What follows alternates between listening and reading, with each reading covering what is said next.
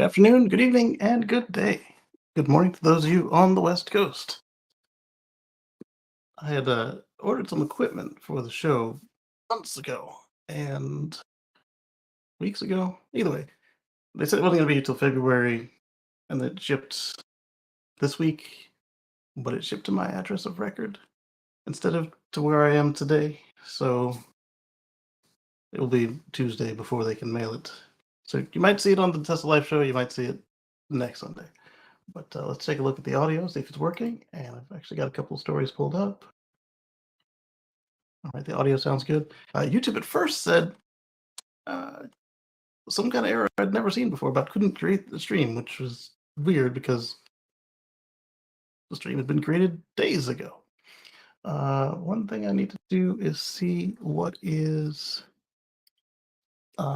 What's up, Marcus? Marcus at EV Smoke. I wanted to see what today's graphic is. Oh, you know what? I know what it is. It is looking out at the sixth and seventh seat of the Model X while we were at Disney. So it's just slightly out of focus. Lee's here as well. That's all right. Everything's going okay this Sunday. We had an interesting week this past week. Had a day off for legal action that didn't pan out to anything, and then we had yesterday was Veterans Day observed. Well, yesterday was Veterans Day, but Friday was Veterans Day observed, and also Remembrance Day for those of you that aren't in the U.S. I want to thank everyone for their service. Uh, let's see, we've got up first are a couple of tweets, X posts, and then we will go on from there to. We've got a lot to talk about today. Not necessarily a long show, but quite a few topics. So let's start with. We've got one from Sawyer Merritt's. He's reposting Tesla China VP Tao Lin says a car can come off the production line about 30 seconds at Giga Shanghai. She added that Giga castings reduce manufacturing time from 1 to 2 hours to 3 to 5 minutes. So let's go to her tweet, or Tesla Chan's tweet summarizing her talk, and then get that up on screen for you guys. Let's see here. We're gonna share screen, that one, and then we'll see what screen I want it on. Well, not that one. And the beauty of this new equipment is I'll be able to look you in the eye while reading the article. Right, so I don't want it over there. I want it over here. And then eventually it'll just be right here, which will be awesome. Oh, wow. I'm blocking a little bit of the light as well. So the compensation on that is interesting. We learned on the Tesla Live show that I can do effects on accident. Sometimes. Okay, I do them on accident, but I can't do them on purpose. But that's all right. So let's see. Let's go back to. So some summary of her interview was that many of the improvements added to the upgraded Model 3 come from an R&D center in China, which goes into part of why they got the upgraded models first, if they were the ones bringing the improvements. For example, the ventilation sheets. Turn the fan on here. Ventilation sheets. I'm guessing that was supposed to be seats. New interior materials, quietness, ambient light were developed by Shanghai R&D Innovation Center. Tesla established the Gigafactory data center to achieve localization of data storage, which is something that makes China a little more comfortable that we're not getting their data, which also makes us comfortable that they're not getting our data. Currently, a car can come off the production line in about 30 seconds. So they have a cycle time of about 30 seconds where car, half a minute, car, half a minute, car. And that's pretty cool. The automation line, so the automation welding workshop is now close to 100%, or in the welding workshop. And this one was the one that Sawyer was pulling out there. Casting reduces the manufacturing time from 1 to 2 hours per car to 3 to 5 minutes per car for the frames. And that's awesome. The Shanghai Megapack factory for Megapack production will cover the global market. Because as we saw, the Megapack factory, the Mega factory, if you will, is in Lathrop. It's not keeping up with demand, even close. What are we talking about? Like a 4 year wait period? That's insufficient. The only saving grace for that is that some of the interconnects and other agreements with the power companies also take a really long time, so they can kind of stage them a little bit better, but that's not really how you want to do your sales. All right, where did my let's move this over here since we've got that over there. And oh yeah, great. Apple's trying to help me do the screen arrangements, which I didn't ask them to because they're not very good at knowing what I want to do. All right, there we go. So we've got our articles now, and then it scrolls on me for no reason. Stand by. Let's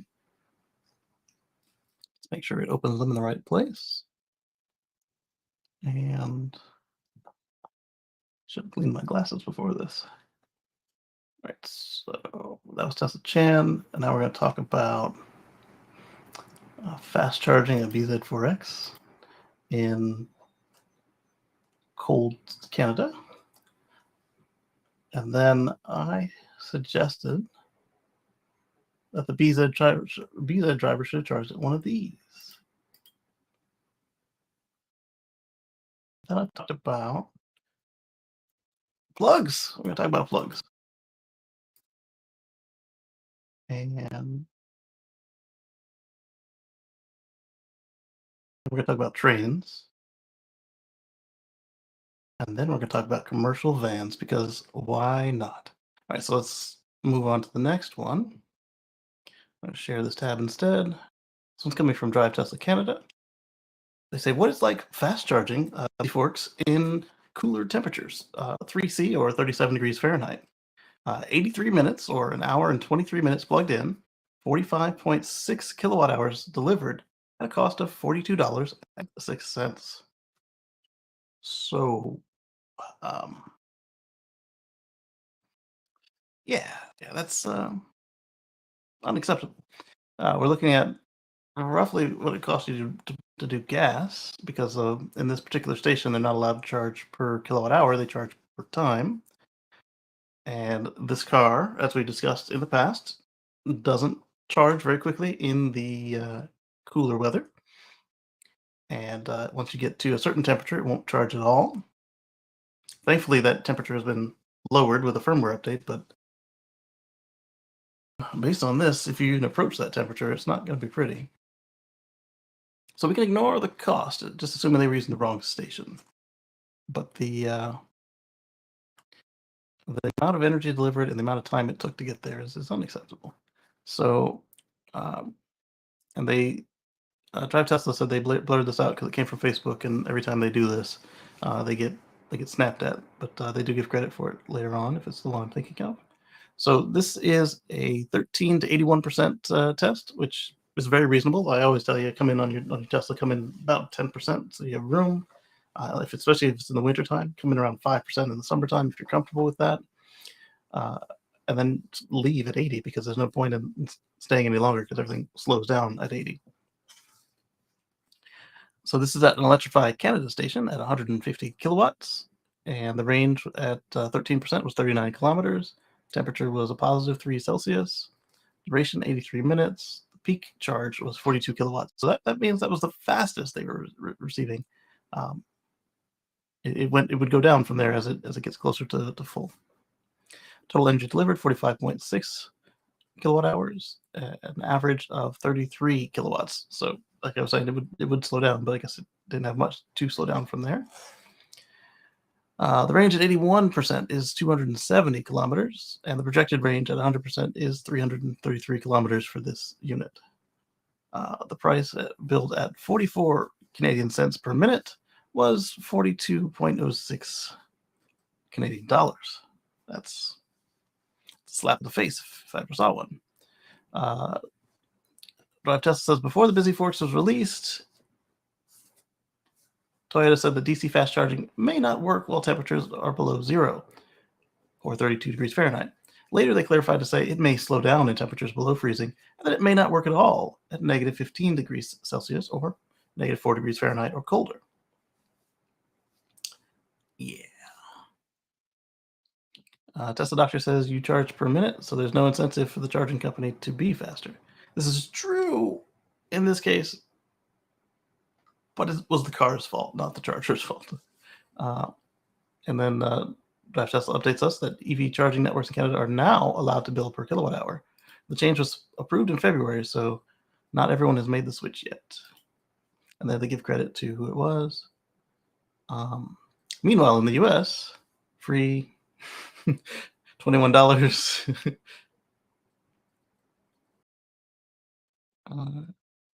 $21 for more kilowatt hours. $17 for the same. Gotta love it. And then they give credit to their X handle because Drive Tesla didn't know that the same person was on X as they were on Facebook. Meanwhile, a 3 to 4-year-old car, 30 minutes remaining, 257 kilowatts, 991 miles per hour. They've added 2 kilowatts, and this is at a positive 32 degrees Fahrenheit. And what did we say that Toyota was at? A positive 37 Fahrenheit. Like I say, did Toyota forget that it snows in Japan sometimes? I don't know. So then like I said, the next one I put up. Well, what did I say here? I forgot I even commented on this one. That costs 92 cents per kilowatt hour, $31 a gallon, or 8.21 per liter. That's a joke, right? Nobody's saying we'll put up with such absurdities, right? EV is equal to total joke. Try new ice tech at 4320 mile range on 30 gallons or 113.5 liters in 3 minutes. Now, as you guys know, I made a video. This guy doesn't understand how time works because that's impossible. To do the whole fill, in and out, pay, all that crap in 3 minutes. It doesn't happen. 7 minutes, that's not so absurd. I ignore all his pro gas garbage, and I say, this is just a Toyota mistake. Most other EVs, especially Tesla vehicles, don't slow down like this in the cold. Plus, combine it with by the minute price, and it becomes clear that this car and climate are not a good combo for public per minute charging. Also, these are typically Canadian dollars. One being Drive Tesla Canada, two being it was a Canadian session by a Canadian. Why would they put it in American dollars? Unless they say so, and usually they would say so. And then more people comparing what they got. So, like I said, the next post I have is what they should have done. I think that's what I said. Busy Forks. The B said driver should charge at one of these. Yeah, that's exactly what I said. So share this tab instead. Close this. All right, so IV Charging Go. Charging switches to per kilowatt hour pricing in Ontario. And that's also at Drive Tesla Canada. So what do we say, 45 kilowatt hours or so? Let's open this and see what they're charging, if they tell us.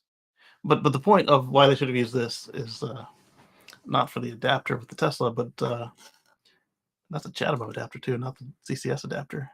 But I see a CCS plug right there, so the BZ4X would have been just fine to use the station. But the reason is because if you're going to take longer to charge because your car is cold, I would only want to pay for the energy. I wouldn't want to pay for the time renting the spot. So let's see where we are here. New provincial cost of 62 cents per kilowatt hour. So let's see, 0.62 times 45.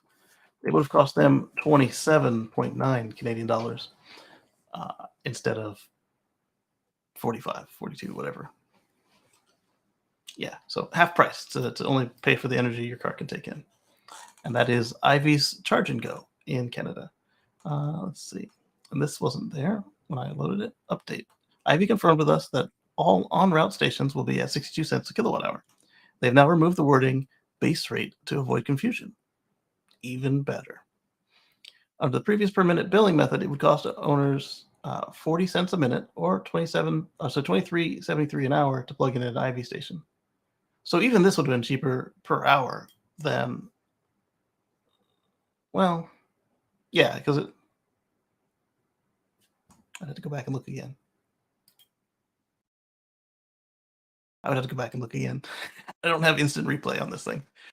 It still sounds cheaper than what they did. More tests shows CCS adapter can reach charging speeds above 100 kilowatt. Yeah, they can do the full 250 for a second, but I think what's happening here is Tesla has an algorithm to say what story to read next, and so it's suggesting me an older article. Oh, I got a new mouse because the old one was double and triple clicking on everything, and in this one, it's really easy to bump the scroll wheel in an up direction, which is annoying.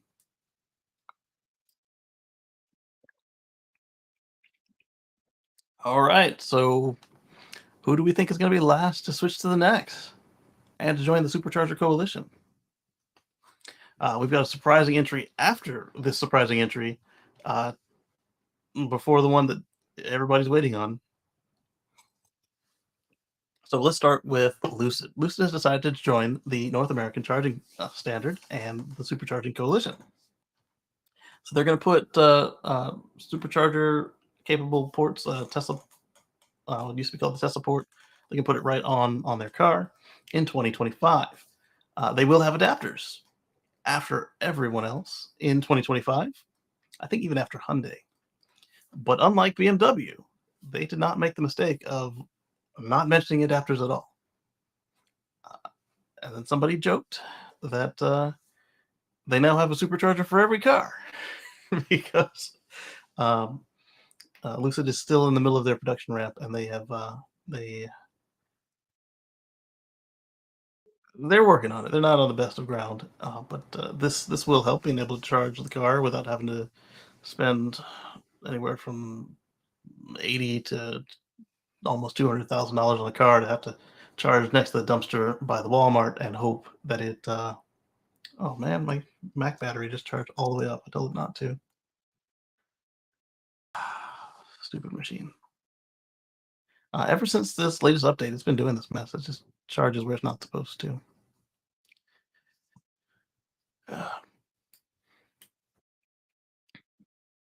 Because Apple knows best. So they had this thing where if you never unplug it, it would just go to 80 and stay there. And then on this latest update, all of a sudden I find it going 80, 100, 80, 100, 80, 100. I don't need the extra cycle. I'm not unplugging this thing. If I unplug it, I'll tell you before I do it.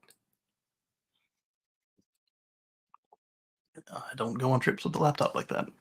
And if I do, even then it still stays plugged in. But anyway, aside from me griping about them putting extra wear and tear on my battery and then keeping it at 100% for no reason, yeah, so Lucid will have access to, and they use the same 15,000 plus number as Toyota did and as Ford updated to 15,000 plus superchargers in North America in 2025. They'll integrate the NACS port into their vehicles in 2025, same as everybody else. They will Lucid vehicles built with the combined charging system. The CCS port will be able to access the supercharger network via an adapter in 2025. So then they go into their press release stuff. Let's see. Same thing they just said in the bullets. Adopting NACS is an important next step to providing our customers with expanded access to reliable and convenient charging solutions for their Lucid vehicles, said Peter Rawlinson, CEO and CTO at Lucid. If you might remember, he was the same guy who said, "Oh, it's just a lump of plastic and metal. We'll get to it when we need it and when they can help us." Oh, hello. We've got Timothy and Anders. Greetings. So, like I said, Lucid surprise entry to the NACS and Supercharger Coalition, but not as surprising as this next one. And I'll just go ahead and say it now. The next one is not VW. I got a smudge on my screen. Yes. All right. And then the rest of the forward-looking statements about us, blah blah blah. All right. So I've already told you it's not VW. It doesn't even use the NAX port. So the next entry into the supercharger coalition is in China. SAIC GM. It's a traditional Chinese kind of partnership where you have a joint venture, and so it's SAIC and GM. They have signed an EV charging partnership with Tesla in China, so you can use the superchargers in China with your GBT port and the GBT superchargers in China. And the reason they have two ports in China is one is DC only, and that's GBT, and then one is AC only, and that's also GBT. Go figure. Uh, but I think that's a better solution than CHAdeMO and J1772 or CHAdeMO and Type 2. Uh, but whatever. But this is cool. This is cool. So now, even before Volkswagen Group has joined supercharging, you're able to supercharge in China. GM is already a member of the Supercharger Coalition here. They were legacy number 2 to join up because Ford was legacy number 1, and Aptera was the first. Although Aptera does not yet have any production cars on the road. They're working on it. So they will have access to 10 superchargers and 200 destination chargers on their GBT.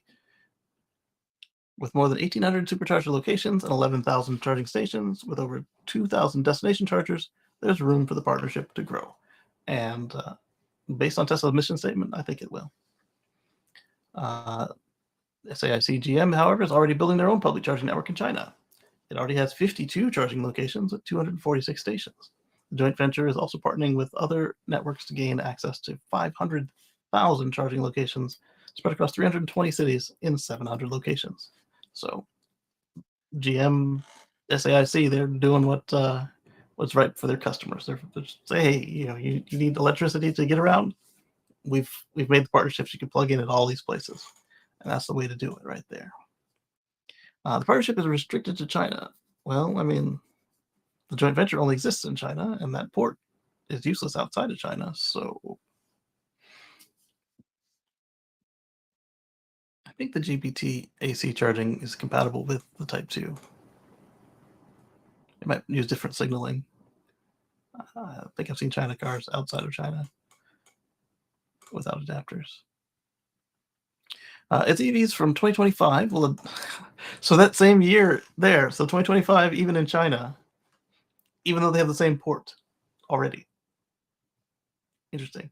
Its EVs from 2025 will adopt Tesla's NAC. Oh, they're talking about, sorry, they flipped on me. GM in America, 2025 in North America. Yeah. Reading is fundamental, but how you stage your stuff is also helpful to the reader. Let's go on. Oh, share this tab instead. This one happened much earlier or much later in the week than the rest of these stories, but I slid it on up because we were talking about charging. So according to Tesla North America, you can get 6 months of free supercharging when you order a new Tesla Model 3 or Y with a valid referral link. Take delivery by 12/31. I believe mine is ts.la/Kacey109.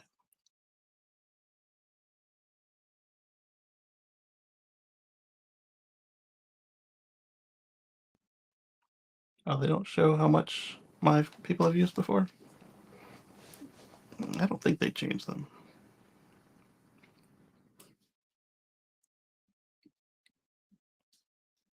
Let's go into the car and see.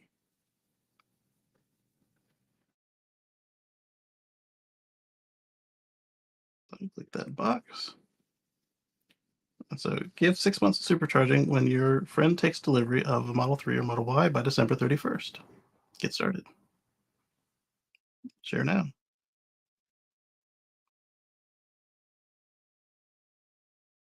Man, this app goes slow when you want it to do something quickly. Every other time, it's like pop, pop, pop. Way faster than my GM app ever was for my volts. I was trying to confirm it before I pop it in the chat with the wrong stuff on there.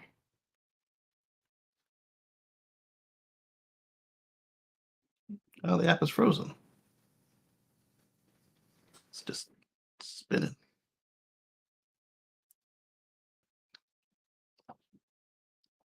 All right, we close it, open it back up, and try it one more time.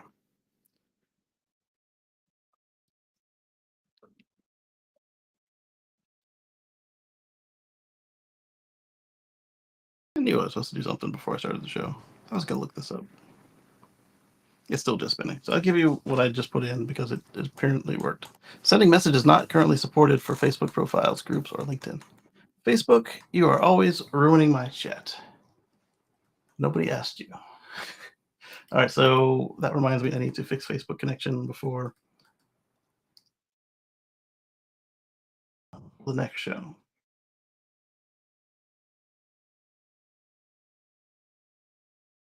Also means that our fine folks on Twitch won't be able to see this, nor LinkedIn.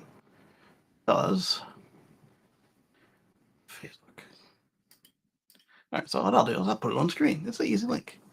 And then we'll go on because those of you that don't plan to buy one probably find this to be a waste of your time. Those of you that do plan to buy one, 6 free months of supercharging. They did get rid of the $250 off. So at any time, just use my code, see what's out there, and you'll get something. I just don't know what it'll be from week to week because Tesla doesn't either. All right, so this one was more fun. Lots of fun.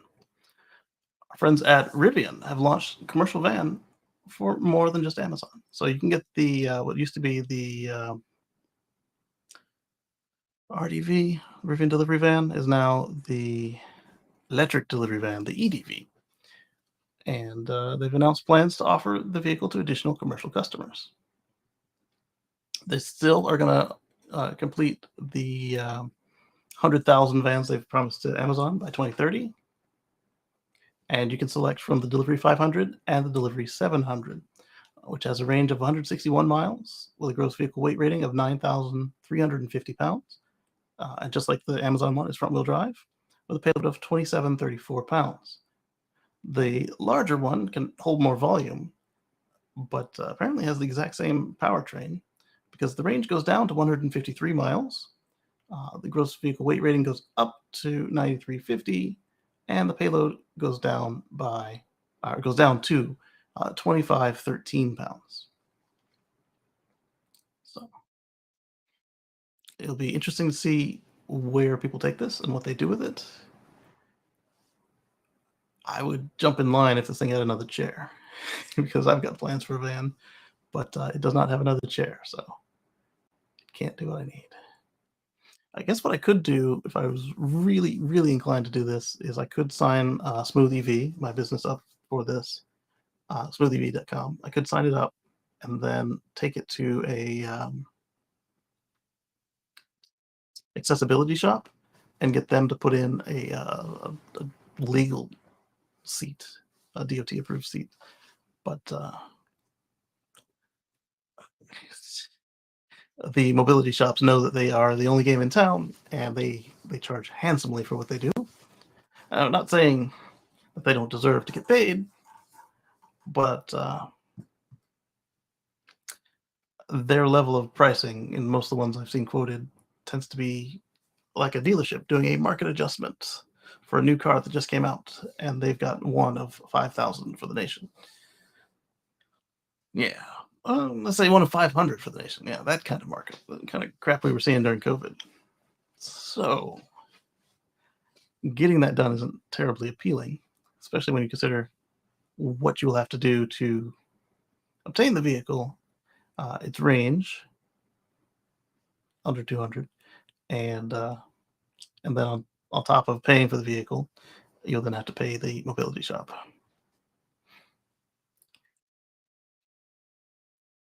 What would be nice is if they did like an airport shuttle version. I could then just remove the chairs I didn't need, and then I could deal with the shorter range in various ways, all without burning anything because I'm allergic to combustion.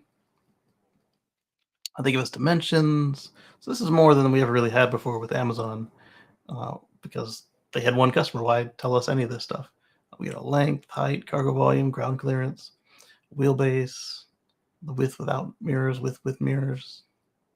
Sorry, no, just the one with the with the mirrors. And then we see the same for the 700. The vans are set to include a sliding curb door, roll-up door, and the rear automated bulkhead door. That's really cool to me. So it's basically the same van that Amazon got and the same van that Rivian uses for their service vehicles, except uh, without the Amazon gray and blue, which is fine.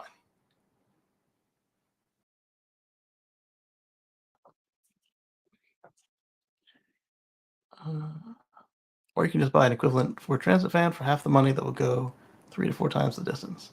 Um, Gas transit van, yes, but the electric transit van can only go 89 miles on a charge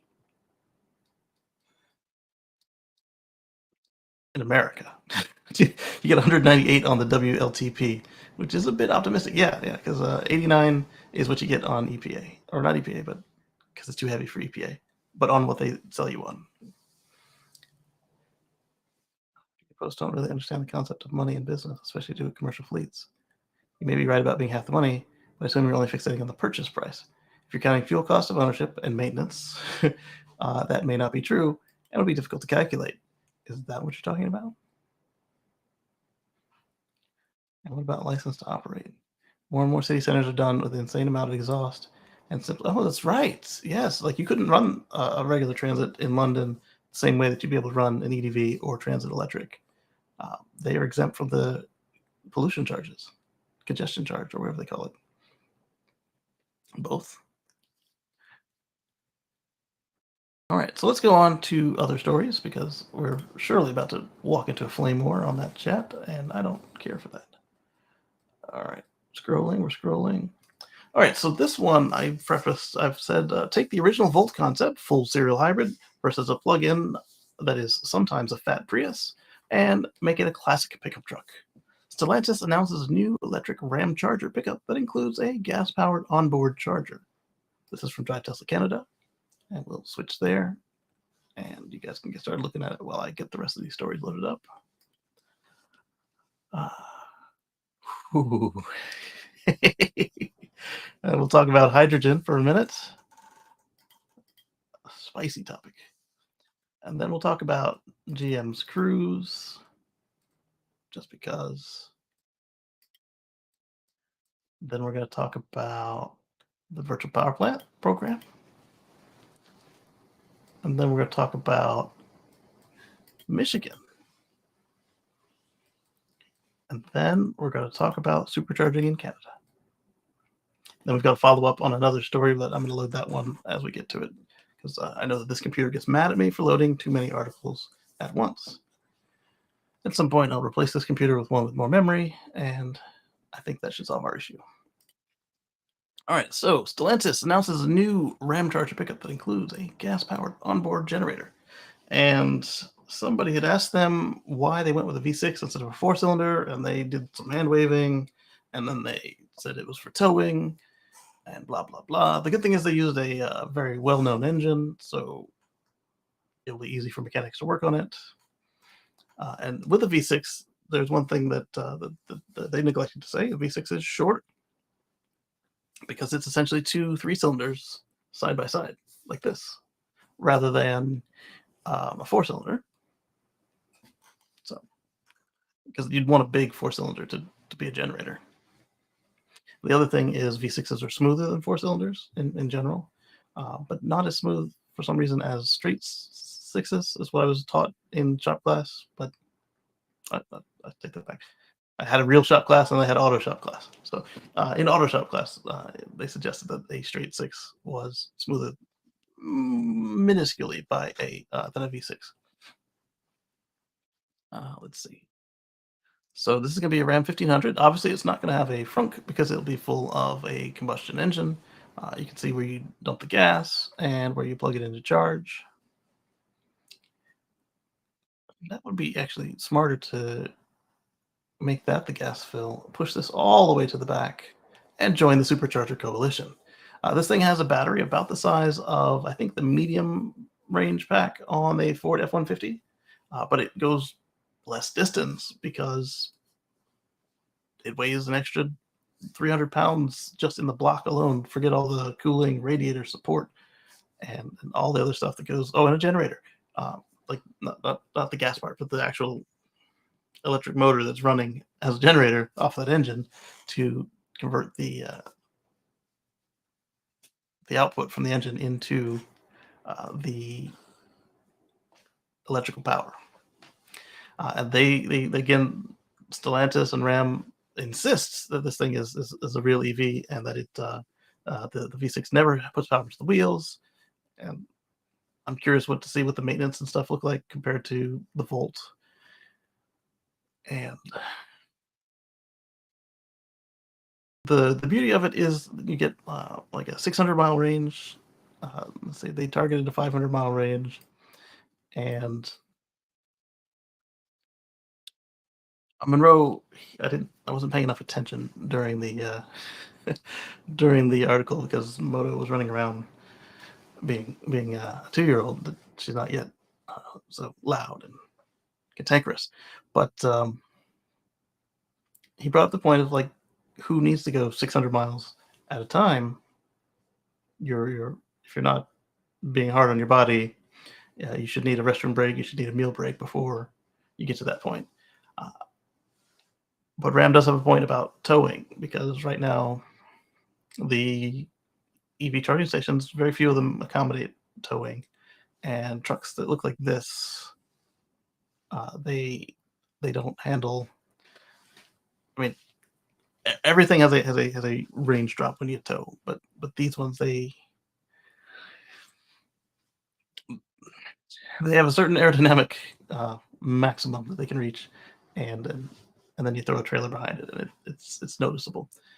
Uh, Not to say it's much better when I tow with the Model X, except that my Model X has a battery that's aging and so on and so forth. I'm hoping that we'll see the Cybertruck can best the GM as far as range while towing, but that one does okay. It's still less than when it's running solo, but um, it actually came pretty close to the when TFL EV when they did their test. They had a gas truck towing an ATV and a trailer, and then they had the Silverado towing ATV and trailer. They had similar numbers.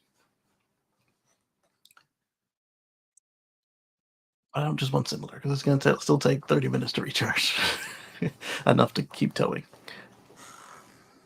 Let's see. They don't appear fully invested in the idea of all electric trucks. It's also planning to release another electric Ram, but this one will come with. Okay, so now they're talking about the one we're talking about, the Ram Charger, but this one here. Okay, so 500 miles is for the pure EV. Okay, and then the Ram Charger V6 extended range. Got 130 kilowatt onboard generator, so that's not bad. But you're not going to be running all out on the generator. It's got a 92 kilowatt hour battery, 3.6 liter V6, and the interior looks like a Ram. Buttons and screens everywhere. As a group I'm part of, we have a joke. I ain't got that Ram money because Rams are expensive. Compared to the Ford and the Chevy. All right, you'll be able to travel 145 miles on your 92 kilowatt hour battery, compared to the Ford at like almost 300 and the Chevy at over 400. But you get 690 miles once you add some gasoline to it, versus 500 for the electric truck. I would probably still go all electric. 500 is plenty, assuming it's got the NACS port and supercharging access. We haven't heard from Stellantis because they don't have any cars in North America yet that can DC charge, so they will matter, but they don't matter yet. It's really them and Volkswagen that are missing at this point. Let's see. Sorry, I saw something come across about Tesla and others with text messaging, and that's a developing story, but the gist of that story is that you don't have any protections of legal protections of what your car is downloading from your phone when the time comes that somebody wants in on it. So we're looking at, I think the one in question was a Nissan, but the ultimate, at the moment, conclusion is that they're not actively downloading your messages for malicious purposes like selling you ads and stuff, but merely it's in the clauses that since they don't delete everything when you reset the car, that if your text messages and such are stuck in the system and somebody pulls them out, that they've washed their hands of you. And so what it looked like is that particular person was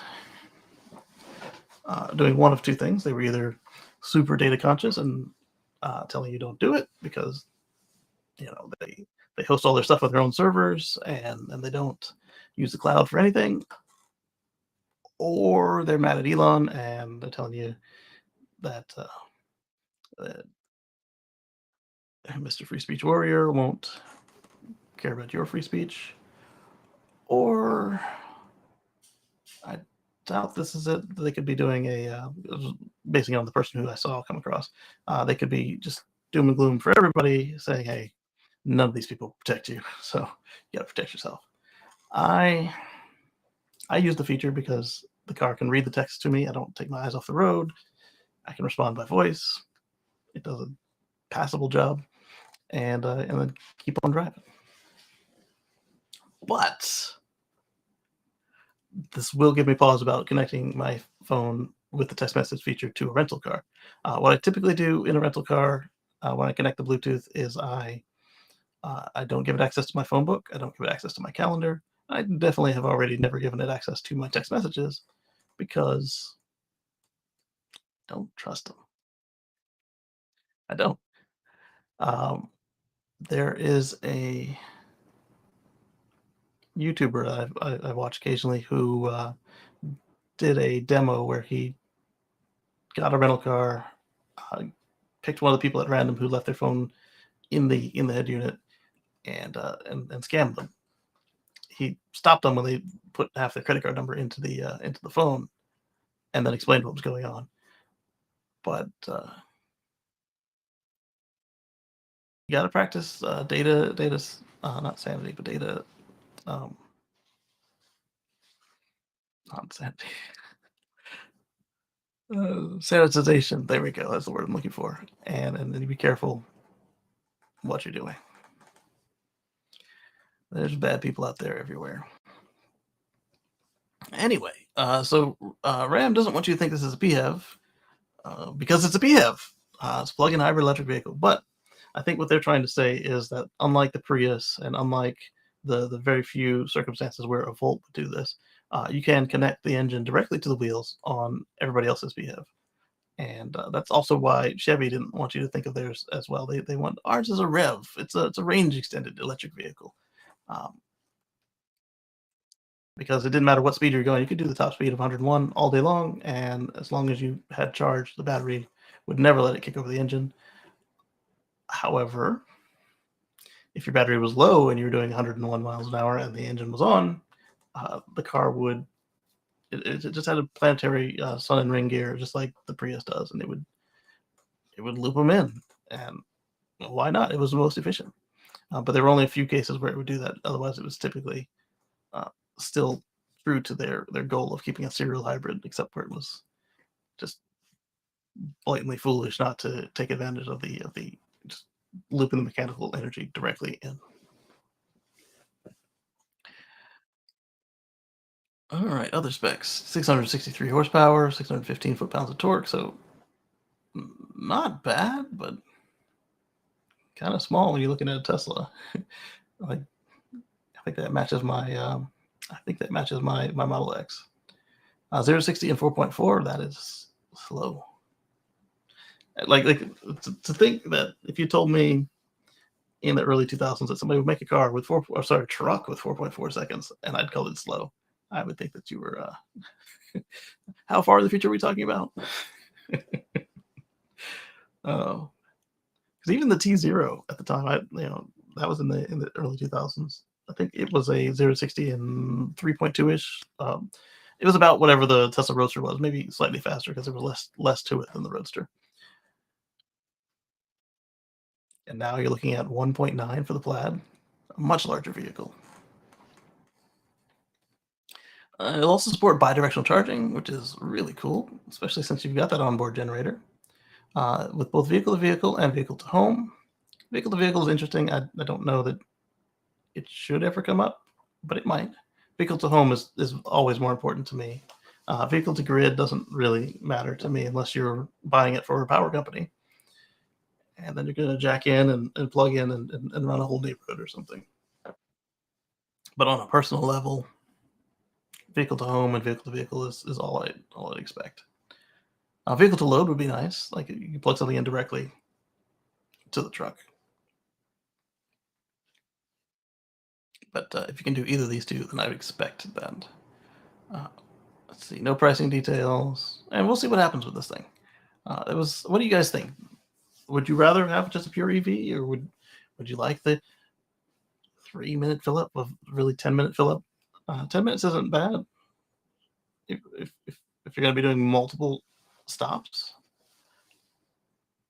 But at the same time, as Monroe said, why not go to the bathroom, get a lunch, and then it'll be ready for you before you're even done with all of that. Like, I'm not talking eat the lunch, just buy the lunch and have it be prepared, and then the car's texting you, "Hey, let's go for a ride. Elon's about to reach in your pocket for $1 a minute. Let's go." That's a reference to the idle fees. All right, let's move on. All right, so I don't like the framing of this article. And my note on it was $36 per kilogram. When the hydrogen lobby brought all of the hydrogen cars to my town before my town shut down their hydrogen filling station years later, they gave me the rule of thumb that whatever you see in kilograms, pretend that's pretend that's a gallon for a gas car at the time. This was in the early 2000s. No, this is in the late 2000s. Pretend that that when you hear the word kilogram, that you heard gallons. So that's $36 a gallon equivalent. And they were heavily subsidized back then. So they were like, yeah, look, it's only $1 a kilogram. And pretend that's a gallon of gas. So it's $1 a gallon. Look at this. You're doing great. And then the truth came out. Unsubsidized hydrogen, $36 a kilogram. So this Mirai, I still don't like the way it looks, but it is handsome compared to the original Mirai.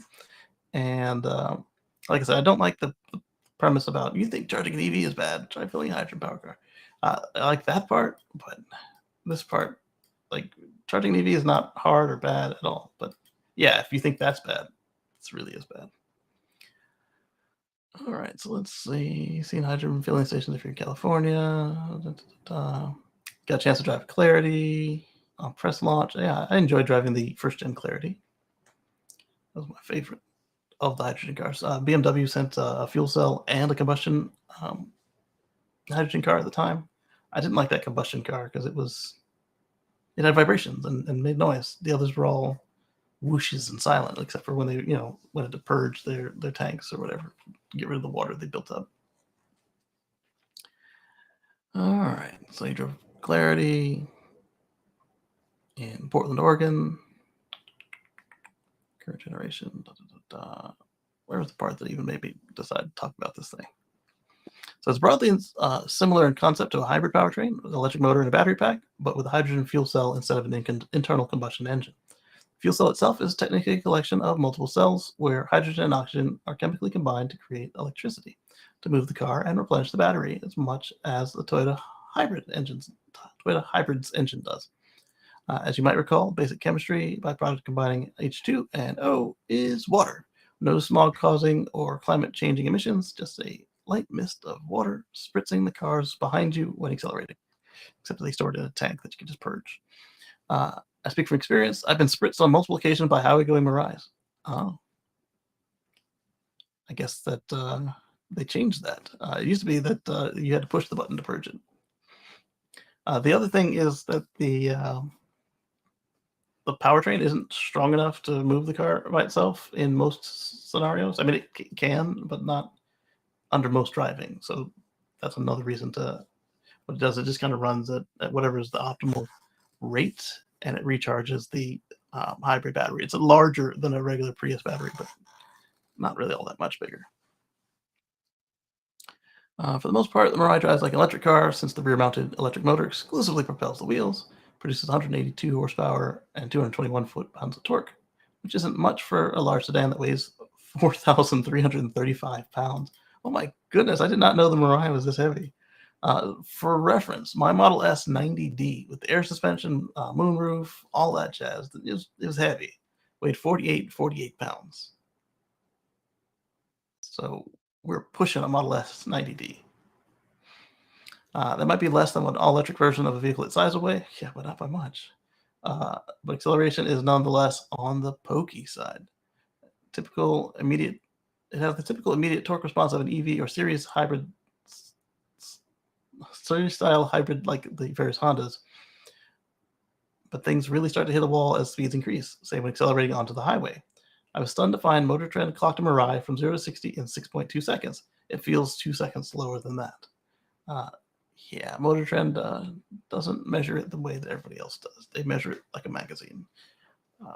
1 foot of rollout on a track, blah, blah, blah. It emits a whine. Yeah, this is what it's like to drive it. But, oh yeah, here's all your hydrogen. You got one in the rear trunk, one in the front trunk, or the front of the trunk, because the front trunk is there's no front trunk, it's the engine compartment.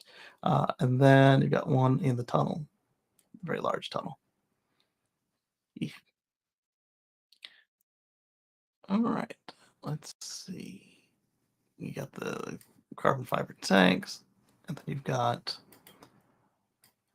one more advantage is the cost. Owners of the Mirai and Hyundai Nexo get $15,000 worth of hydrogen over the course of a 3-year lease or 6-year ownership period. At the current hydrogen price, I spotted a True Zero station at $36 per kilogram. You would theoretically be getting 83 tanks of fuel included. So how far does a tank get you? The Mirai limited trim I drove for 357 miles. Stop helping me, Apple. I know what I want to click. 357 miles of range with full tanks. The XLE can do 402. So using basic math, you could theoretically get about 30,000 miles worth of free fuel before it gets LOL to refuel with dollars. Certainly the lease is the better deal. Yeah, because then you're limited to your 30,000 miles. And so I think we covered this on a previous show, or I may have just liked the tweets. They had posts about people trying to get rid of their Mirais from the Mirai group, and they were copied onto X.com. And yeah, these people couldn't really give the car away. One dealer felt sorry for the guy, and thankfully he was buying another Toyota, so they just gave him extra just so they could make the deal.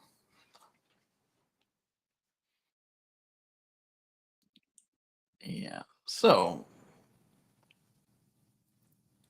I'll give you guys the rest of the article if you want to read it in depth, and it'll be on YouTube here. Again, thank you for ruining my chat, Facebook. Not Facebook users, you guys are cool, but Facebook, the integration broke my stuff again. And there's no way for me to know before I go live because we don't do Facebook on. I mean, we have a Facebook on the Tesla Live Show, but we don't broadcast to Facebook. And there's no like light letting you know, hey, your Facebook integration needs attention again.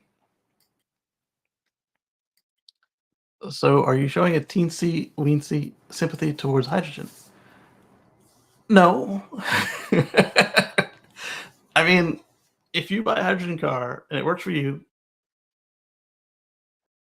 what up, Patrick? We were talking about the Toyota Mirai and hydrogen, and this author found the fuel price of $36 per kilogram, which the hydrogen lobby that let me drive all their cars around said I should figure replace kilograms with gallons, and there's my price because they were bragging about how it was $1 per kilogram at the time, and that was heavily subsidized. and I now can the hear real you price. now. Oh, there you are. You couldn't Yeah. hear me. Sorry. So we were talking about how this guy found out that the hydrogen is $36 a kilogram, and how the hydrogen lobby, when they let me drive all their cars, because our station was offering hydrogen at $1 per kilogram, they told me, figure 1 kilogram is 1 gallon, and they're like, look, you can drive for $1, and now Highly subsidized. Yeah. I really and this think probably still 36. most of hydrogen efforts are, I'm just going to say it, a scam. Not all of them, but most of them really are just made to keep us on the status quo of gasoline today. It's there are a few niche cases, maybe like industrial steel and some others where they make sense, but Yeah, or that island in the for UK where their connection back to the main grid is too small, so their excess they make hydrogen and put it on a ferry. yeah, which seems silly. We can do transatlantic lines, but you can't run a power line over there big enough to send back the surplus electricity. That just seems like poor planning. It is poor Yeah, planning. The power company and the politicians like will prove that you'll need that in 5 more years before we'll even commit to building it, which will take another 3 years. right. So just Yeah, put it on a boat. yeah, yeah. This is the same thing with like road construction. They only do it after it's already been needed for 5 years, and then wonder why it Exactly. didn't solve the problem. Because yeah, always fighting the last war. Yeah. So then we also pointed out that Lucid has joined the Supercharger Coalition and the NACS. Yes, a bitter pill. I'm sure they Oh were not yes. happy about that.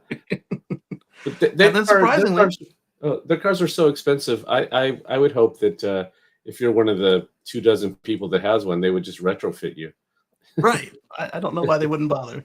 Even if it's your cost, I would be glad to not have to mess with the adapters if the price wasn't ridiculous. Right. Yeah. I mean, their whole thing is selling luxury. Getting out Yeah. and messing with adapters is not the luxurious experience. Right. If I paid close than 200 grand for the top spec, and you told me it's gonna be 10 grand to retrofit, I would do it. But if you told me it's gonna be 50 grand to retrofit, I'd be like, give me the adapter. Yes. Uh, Yeah.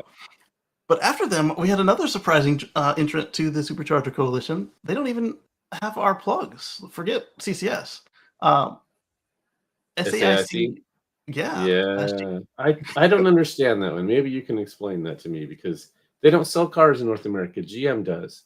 So Right. why would they join the North American charging standard? I don't Well, they get it. wouldn't join NACS, and they didn't. But they just joined the Oh, Superchargers. So the Chinese wait. Superchargers are open to them. Okay, that makes more sense. Yeah. But the Chinese superchargers don't use NACS. What is the local They use standard in GPT. China? Yeah. Yeah. I right. Okay. Yeah. And I think that's the best way, and that's what all these makers should have been doing from the get go. They're building some of their own stations. They've bought in with Tesla. They bought in with another unnamed network, and so now they have however many thousands of spots available for their customers across China. Rather than like, oh, it's around back, you can't drive it because it has 2 miles of charge and flat tires. Yeah, if you want a good driving experience, you want to have a good charging network that's robust and reliable, well lit, well placed, and that's what Tesla has, better than anybody else. Yep. And they started with just 10 superchargers, but I have a feeling it's not going to stay that low based on Tesla's mission statement. hmm I wonder if they have the equivalent to Magic Dock for China. I don't think they need it because remember on the side Yeah. of the cars before the Model 3, they have the fuel door looking thing, and then now they all have the large Model 3 flap. Okay. You So can hold the yeah, fuel doors. there's one connector. It was just whether or not you were a member of the network. Okay, so they don't have Right. that Well, there's silly two connectors. complexity that we There's have. AC and DC, like the Leaf. Ah, right. Yeah, Yes. but one DC connector for the nation. Yeah, and this is exactly if we want EVs to be ubiquitous, it has to be simple and easy. One plug. You don't have to know whether it's CHAdeMO, J1772, NACS, CCS, whatever. Right. How many volts? How many amps? You don't. If you have to become an electrician or an engineer to do this, it's never going to be very. It's Right. never. Yeah, it's never going to break out into mainstream. I mean, I love the concept of simple charge for what they're doing, but they shouldn't need to exist. All Right. right, it's a purple 1. You're good to go. It's a red 3. You're great to go. Like that's still too complicated. Yes. Now I have to know your entire They all color call themselves coding simple system. charge still, right? Chargeway. I Charge think ways. it's the one you're. Love the concept of charge Yeah. You shouldn't need to exist, but that's funny. but I'm glad you do. All right, so we're almost done bashing on hydrogen. This French city, they bought a fleet of hydrogen buses, but as Patrick said, most of these things are actually a scam. They realized that it would cost them more and they had more problems, and they decided, all right, to continue our zero emission fleet, we're going to just buy battery buses instead of these hydrogen things. As far as I could tell on my skim, they're not getting rid of the ones that they already have. Mm. And it was worse. This is coming from a pro hydrogen site that I'm reading this on. Yeah, and buses are like the perfect use case because you know what Yeah. route they're going to be on. You can have central refueling. That's one of the reasons passenger cars don't work at all. The stations are not cheap, and No. with cars, people drive everywhere, right? So I mean, you have to have them all over the place, and that's just a lot of infrastructure at a It is. high price tag. But here, and if they can't even make it work with buses, there's just Right. no chance of other solutions like this. Yeah. You're looking at 3 to 10 times the price of a gas station to install. And just like Mhm. gas stations, you can't just tap into some local network that just spits out gas. You have to purposely put it in, deliver it. I mean, if you're near a refinery, you can have hydrogen pumped under the street to your station, but that's everybody's not across the street from the refinery. Whereas with Mhm. electricity, it literally does just float out of the ground everywhere. So you can just put in a station wherever you want, assuming you get the Mhm. permits and that you haven't overloaded a section of the network. Right. And so I hesitate to go here, but I have to mention it. One of the problems with hydrogen is today, most of it is made from steam reforming natural gas. And Right. so, which produces CO2. And so early on, I've been driving EVs since 2006. And there was always some like, oh, you're just using the grid. You're not zero emission, and the grid uses coal, so you're just a coal powered machine. And I'm like, got solar panels. But Right. uh, uh, But even if you are so coal powered, it's still more efficient than yeah, like coal exactly. combustion.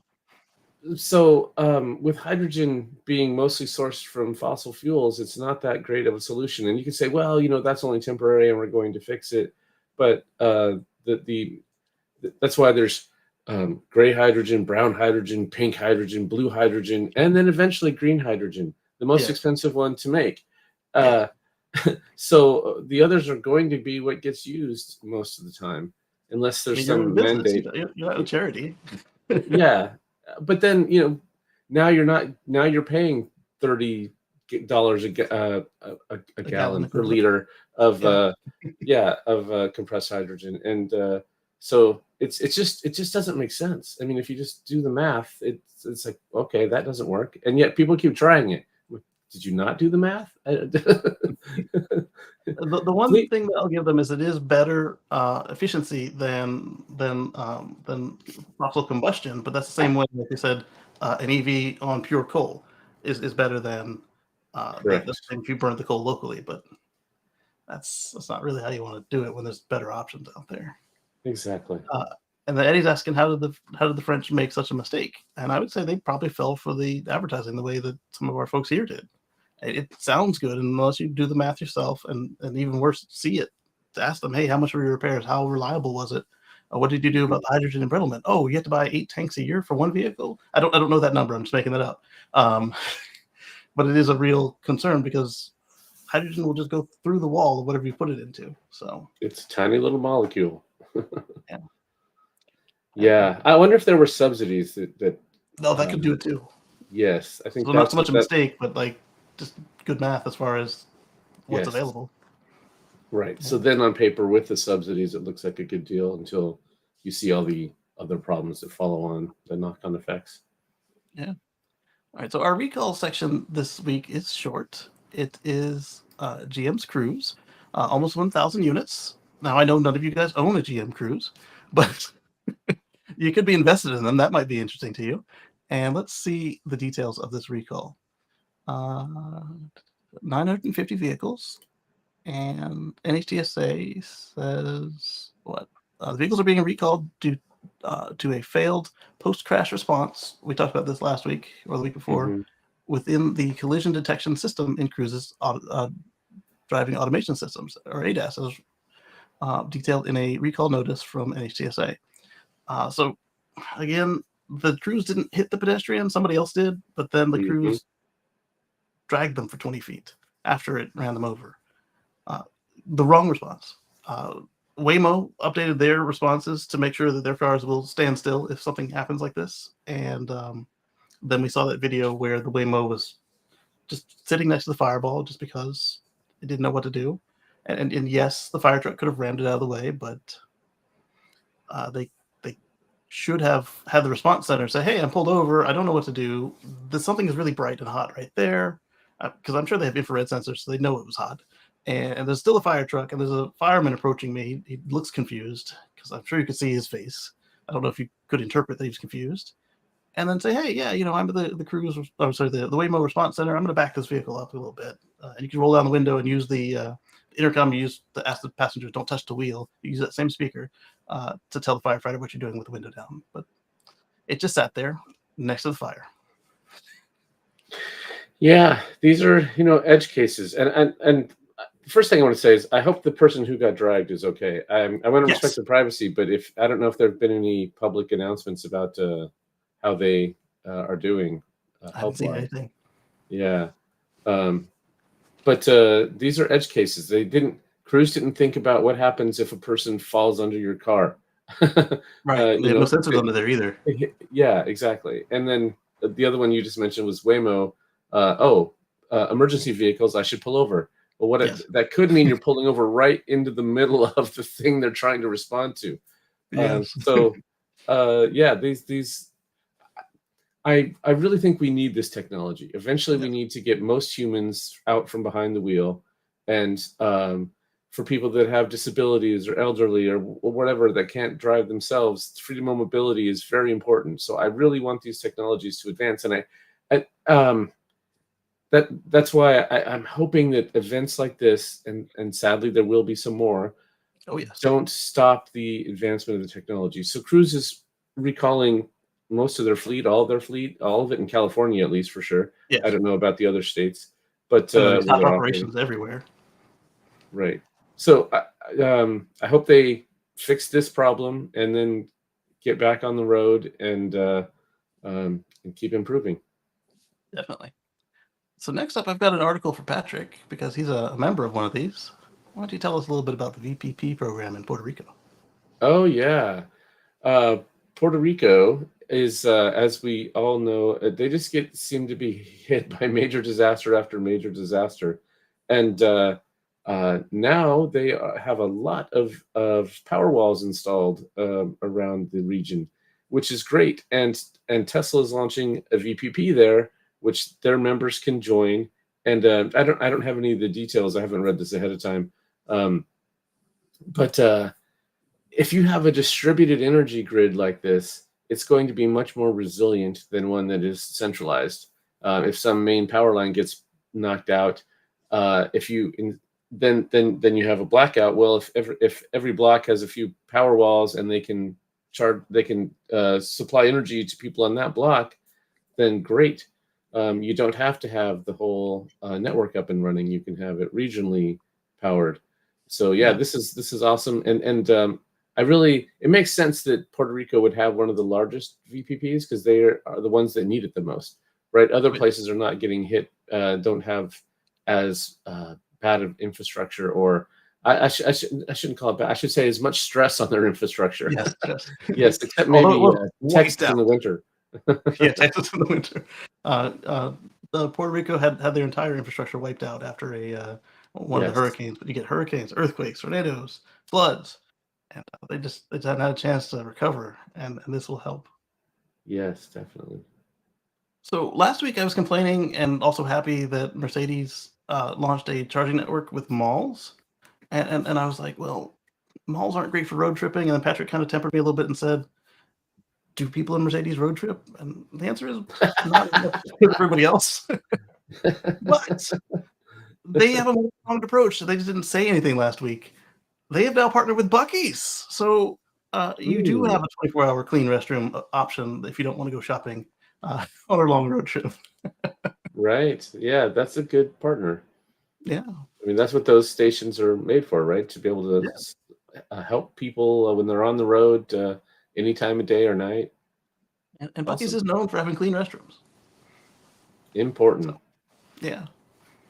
And food, hot food. So I thought that was good. Here's another one, with, kind of close to the topic of the VPP. Lucid now has a bidirectional vehicle-to-vehicle charging feature. So you could help somebody out if you happen to find somebody who was pushing their luck. Ignored all the signs on their screen and the beeping on their phone saying, you're not going to make it. Turn around now. Well, this is certainly the easiest way to get some electrons to them, I guess. Yeah. Sure. Why not? At first, battery to battery charging is not real efficient, but that's okay. This is not going to be your normal charging method. This is, oh no, why didn't I pay attention to that blinking light? Yes. So this is fine. Yeah. My first reaction was, why are they doing this? But thinking about it a little more, sure, you have to have a special cord to be able to do this. Yeah. So It'd be nice if all vehicles supported this.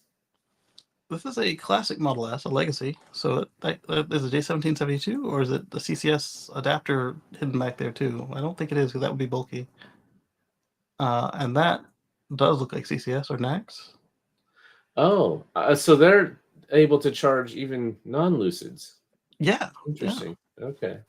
And then the other question is, this is a 900 volt car. This is a 400 volt car. Are they using their drive motor conversion feature to go down? My guess is they're just doing level 2. Yeah, they could be just doing level 2 because I don't see the CCS adapter here, and that's got a button, so there's no way it's NACS. Yeah, so that looks like J1772. Let's see if they say. Oh yeah, so they're doing AC, 9.5 kilowatts, Right. 9.6 kilowatts. So 24 to 40 miles. Yeah, that's not bad. You stop somebody for like 15 minutes, 30 minutes, get them to the next charger. No big deal. Yeah, and hopefully they were at least close to where they were trying to get to. Right. Not just in the middle of Texas. Right. So if they only need a couple miles, this is fine. Yeah. And the other good point that this author points out is this is right after the announcement that they were going to NACS, which means we have our first confirmed case, aside from Ford having the offboard charging of your house, our first confirmed case of being able to use the NACS for power output, other than Tesla hand waving and saying, it's coming soon, we'll figure it out later. Right, but they haven't released it. I mean, they haven't even released a NACS vehicle yet, so that's true too. I don't. Yeah, we'll. So that could go away for the first couple weeks. Yeah, they might have to redo a lot of software to make this work. Yeah. Our friends at Volvo have purchased Proterra's battery business, which went bankrupt, for $210 million. And for all reporting I've heard, for the Proterra bus batteries were really good. So I'm glad to hear that that those folks are still in business and still have good jobs. Yeah, because Volvo does make some large-scale vehicles. I don't know if they make buses or not. They do buses and semi-trucks, and they've been using Proterra batteries, so why not save your supplier? Yeah. So this is cool. Yeah, it's really too bad Proterra went under. We were just talking about how I don't like hydrogen buses, but they were doing battery buses, and they couldn't make it as a viable business, which is too bad. Yeah, they were one of the first in the industry, and then what happened is just some folks that were better capitalized and had better connections to whatever programs were available. They just couldn't keep their prices down because they were nimble and yeah, they had competition with BYD, and I don't know, there were some others, and BYD and quite a few large bus companies that had money that they could just wait them out. The same thing that they tried to do with Tesla with the connector, like where J1772 wasn't finalized until the Roadster was already on the road, and how DC charging wasn't finished until after the Model S had hit the road and superchargers had to come out. Yeah. Speaking of superchargers, Canada is now up to 200 supercharger stations. Awesome. Yeah, good for them. And you Hmm. know what that means? They're about what 5 or 10% of what we have, so that means that we are going up as well. Yeah, Canada's technically bigger, but if you look at where the population is right along the southern border, Yeah, that's what I meant. that's where the stations are. They probably have plenty for the actually populated region. Oh yes. Yeah, you don't need Let's too many in the outback or the Yukon territory. Yeah. So Patrick and I were Model X owners. Ours were legacy, Mhm. so we had sensors to open our front doors. But right now, if you own a Model X with key cards and you try to open your front doors, they just kind of just pop, and that's it. So to get the Oh, feature that we had, where the door opens to the maximum extent of the space available, Tesla will be updating it to work on the Vision network. So your fancy doors will be worth something again. Because they'll close, but so hmm? they're going to use the side cameras Yes, somehow they're going to. to use the front and pillar camera to make sure they Okay. got room. Which Oh, actually might yeah. even be better than ours because our sensors were in the back door. So Hmm. it would do a quick scan as you pulled into the spot or backed into the spot with the front sensors, but um, I think this will be more accurate once they dial it in. Yeah, I actually saw a video of somebody who they were parked on the street. They were walking up to their car, and as they approached it, the door popped open because they had that. It was it's called chauffeur mode enabled, Yeah. and it opened it up right into traffic, Oh, and nice. got their door smacked. And I was like, "Oh, okay, I'm gonna go disable that feature now." Yeah, I've I never don't had a want that to problem with happen it, but I'm very, very purposeful in the way I approach the car. The only time again. I've ever had it accidentally open is it does the slight like, "Hey, I see you." I'm like, okay, that's great. Okay. I'm not going to continue to go that way, I was or I parked. push the button. Hmm? I was parked in my garage and I had the key fob in my pocket and I was doing some yard work and getting stuff out of the garage. And every time I go by, it would say, "Hey, why don't you get here?" It kept popping All open. I'm right. like, "No, no, okay, stop." There was one time I was washing the car. I just set it on top. I was like, "This is fine." Uh, Speaking of getting into your Tesla, if you have a rental or a loaner, this will now pop up on screen. This isn't new, but the presentation is a lot more explicit, so that you know, scan it with your app and be done with the key card. And this will force itself onto the screen if you use the key card and you're in a loaner or a rental, which is nice. Yeah. There's another one I was looking for. Yes, found it. Where is the other part of it? Oh, there we go. Okay, so here, Drive Tesla. No, that's not the one I wanted. Drive Tesla Canada and others found a change to the agreement, the purchase agreement of the Cybertruck on page 3. If we go here, we will see a new clause to their no resellers. So let's zoom in on this.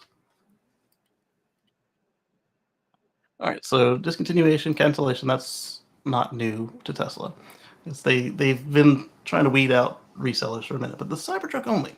You understand and acknowledge that the Cybertruck will be first released in limited quantity. You agree that you will not sell or otherwise attempt to sell the vehicle within the first year following your vehicle's delivery date. Notwithstanding the foregoing, if you must sell your vehicle within the first year following the delivery date for any unforeseen reason, Tesla Tesla agrees that your reason warrants an exception to the no reseller policy, you agree to notify Tesla in writing and give Tesla reasonable time to purchase the vehicle from you at its sole discretion and at the purchase price listed on your final price sheet. So they will buy it back to you from for sticker, less 25 cents per mile driven, reasonable wear and tear, and the cost to repair the vehicle to Tesla's used cosmetic and mechanical standards. If Tesla declines your purchase of your vehicle, you may then resell your vehicle to a third party only after receiving written consent from Tesla. You agree that in the event you breach this provision, Tesla has the reasonable belief that or Tesla has the reasonable belief that you are about to breach this provision.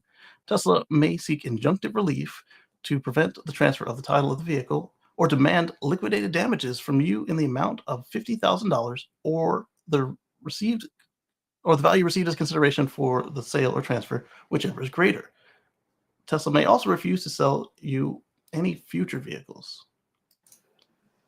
This is not new to the industry. You will have seen this on the Hummer EV. You'll have seen this with Ferraris. You will have seen the legal action that John Cena faced for selling his Ford GT. So I want to say that $50,000 or the value received. So the vehicle may not be $39,999 like Elon had hoped for the rear-wheel drive, but that $50K, does that imply that the vehicle will be near there? Oh, I doubt it. I think that number is just to make sure you take this serious. Ah, I don't think it has anything to do with the vehicle it's gonna be price. 50 stacks at a minimum, but it could be more. Yeah. So I both love and hate this. Yeah, So the people who buy stuff and flip it just drive me nuts. yeah, You're trying to buy some toy for your kid, and instead people have written bots to buy it so they can resell it on eBay for three yeah, times the price. They're just ruining it for everybody else. So I hate that. And so I like that they're discouraging people from doing that. But like then again, once I bought the vehicle, it's mine. I should be able to do whatever I want with right, it.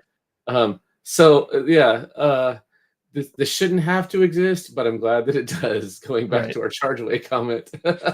Right, exactly like ChargeWave. Another solution they could have done, but I think this would have been harder for them to enforce given the way that how easy it is to make a new Tesla account, is if they just said only the first Cybertruck on each account is going to be honored first, and then we'll go back through, and then we'll either free for all Oh, it or fill the second, third, to 50th orders.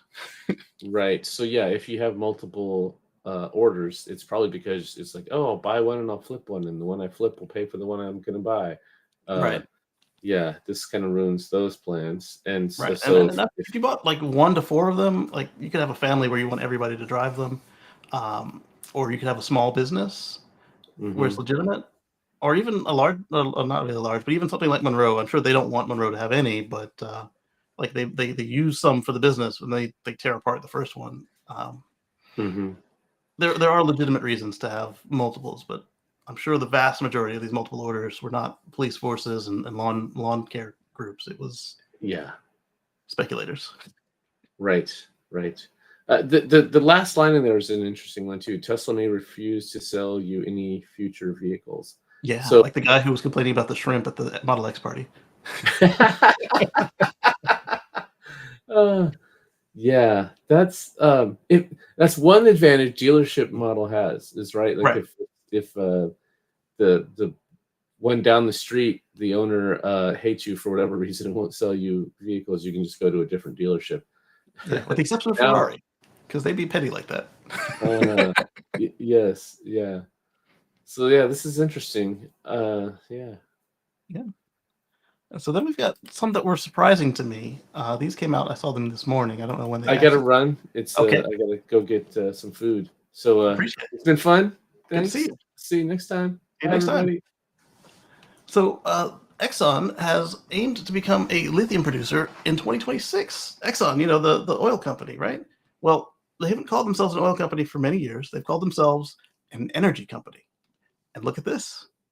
They're finally living up to it. So they are going to help with American availability of lithium. So we don't have to get it all from Canada, and we can stop getting it from China and other places that we. It's not that lithium is not abundant, but refined vehicle grade lithium is not easy to come by because the facilities just aren't there yet. And one way to overcome the lack of facilities is to make facilities. And here we see Exxon planning to open one by 2026 in Arkansas. So uh, that means more jobs, and that means cleaner, greener transportation. Thank you for that, and hopefully you guys can shake your dirty habits. Speaking of dirty habits, our fine friends at Saudi Arabia are getting into the EV battery game. So now they don't just own most of Lucid; they are going to be making our batteries. The aim is to diversify from petroleum products that's virtually all they export right now. They don't make much of anything else, um, aside from political stuff. Uh, They're aiming to become a hub for making batteries and EVs as Saudi authorities look for new ways to diversify the economy and develop a domestic auto industry. So they're looking at manufacturing hydrogen-powered vehicles, and as we saw, that hydrogen isn't really looking like it's going to play out without some miracle discovery in chemistry. So rather than being stuck in a dead-end technology, you also develop that which works, and so they're becoming a battery hub. So let's close these Tesla terms. Let's look at Michigan. Yeah, I agree, Exotic Geeks. That's a smart business move, and it goes with their plan to go all electric by 2060. They are the last one in the world to have or I should say, of the places that have an EV mandate for new cars, theirs is the furthest into the future, but they've got one, so that counts for something. Michigan has passed legislation to boost EV charging station development. So, Michigan Senate and the House of Representatives have passed HB 4706, and it's going to the governor's desk. And the governor says, she says, oh no, she doesn't say. Sharon McDonald says, I look forward to Governor Whitmer signing legislation to ensure that Michigan has sufficient charging infrastructure for the electric vehicle transition. There we go. It would allow EV charging station operators to resell electricity resell electricity to electric vehicle owners without following the same regulations reserved for utilities. So they can charge per kilowatt hour, and they don't have to meet some of the regulations that power companies have to follow. Somebody had asked, well, what about they're slow but not actively fighting it? Exactly. Somebody asked, well, what about Tesla, since they are an electric company? How does this affect them? Do they still have to meet the requirements for their stations? I would say probably not, because they aren't an electric company in Michigan. And even if they were, this is going to be run by a separate division than Tesla Energy and Tesla Power Company, whatever they call that company. So I think that they would find a way to not have to be hamstrung, just like Electrify America and EVgo and ChargePoint and everybody else. So an entity that provides electric vehicle charging services is not a public utility and may not be prohibited from charging a customer for electric vehicle charging services on a volumetric basis, including for, but not limited to, charging a volumetric rate, so charging per kilowatt hour or megawatt hour or amp hour, I guess, for the electricity transferred to the battery and other storage device. An entity that is a public utility that engages in the sale of electric vehicle charging services remains subject to the regulation under this act and is not exempt from that regulation due solely to the provision of electric vehicle charging services. So keep their electric companies in check, but also to allow you to have an easier time getting your vehicle charged by somebody who's not Michigan Power or whatever their utility is called. The state is set to codify a few crucial green energy goals and actions listed below. 100% electric standard, 100% clean electric standard by 2040, requiring utilities to set 15% of their electricity from renewable energy sources such as wind or solar through 2029, and then increase the amount of electricity generated from renewables to 50% by 2030 and 60% by 2035, and then 100% by 2040. An energy storage standard of 2.5 gigawatts by 2030, and raising caps on distributed energy sources such as rooftop solar, increasing electric utility efficiency savings requirements and goals. Yeah, that would be hard on some of these places because they're just a nozzle. Clarifying that energy efficiency programs don't discourage building electrification. Yep. All right, so then we've got some. All right, so we talked about not reselling your Cybertruck. We talked about surprising partner. This one is just another sales update. We talked about a few weeks ago how Tesla had outsold all of their competitors combined. And so Holmars, he found a chart from Experian, created with Data Wrapper. Here are the top 10 US EV registrations by brand from January to September of this year. Tesla with just under 500,000 and a market share segment of 57.4% of the market. Followed up by their next closest competitor, Chevrolet, at 50,160, so 10%, roughly. A little more than 10% if you look at total numbers, but some of them were in transit, blah, blah, blah. Ford at 46,000, so Ford is caught up to Chevy. Hyundai at 40,612, BMW 31,209, Rivian at 30,240. So these legacies that we're talking about, oh yeah, all we have to do is try and we'll beat Tesla. They're trying real hard, and then Rivian is chomping at their ankles. They're about to eat their lunch. Mercedes did less than Rivian at 27,484. You could say they're low volume, they're luxury, they're expensive, blah, blah, blah. Volkswagen at 27,001.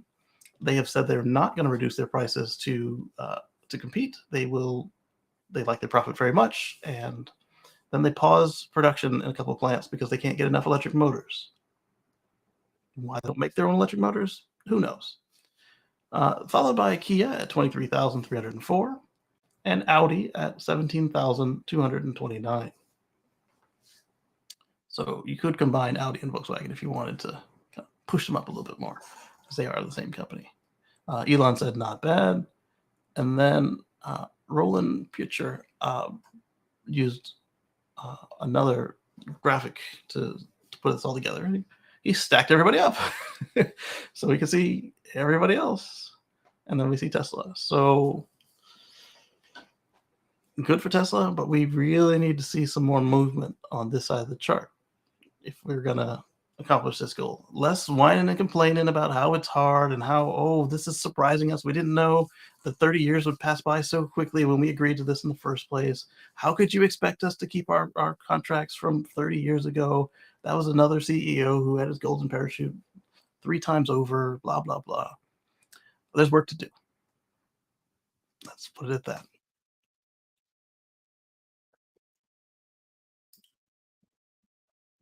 And with that, I want to thank all of you for your time today. We'll catch you on the flip side. I want to thank our channel members for your monetary support. It helps keep this thing running, pay the bills for the streaming software and connections to YouTube and Twitch and everywhere else. So we appreciate that. And thank all of you again for your time. We'll catch you on the flip side.